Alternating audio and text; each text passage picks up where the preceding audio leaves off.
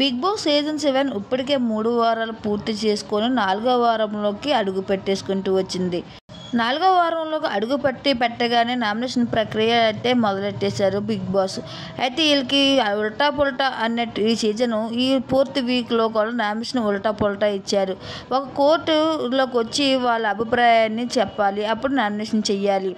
అయితే big boss హౌస్లో power అస్త్రం సంపాదించుకున్న శోభా శెట్టి, ఇక సందీప్, ఇలా శివాజీ కూడా, వీళ్ళు ముగ్గురు కూడా మిగతా కంటెస్టెంట్లకి ఇద్దరిని తీసుకొచ్చి బోర్డులో నిలబెట్టి వారి వారి కారణాలు చెప్పి ఎలిమినేషన్ చేయవలసి వస్తుంది, ఒకరిని సేవ్ చేసి మరొకరిని.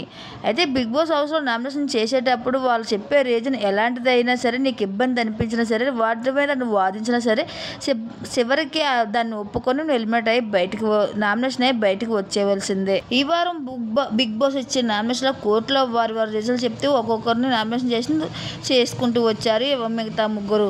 అయితే ఇప్పుడు నామినేషన్లో 7గురు అయితే ఉన్నారు. వాళ్ళని కానీ ఒక్కసారి చూసుకున్నట్లయితే ప్రిన్స్, రితిక, ప్రియాంక, శుభశ్రీ, గౌతమ్, అలాగే తేజ, వీళ్ళు అందరూ కూడా నామినేషన్లో ఉన్నారు ఈ వీక్లో.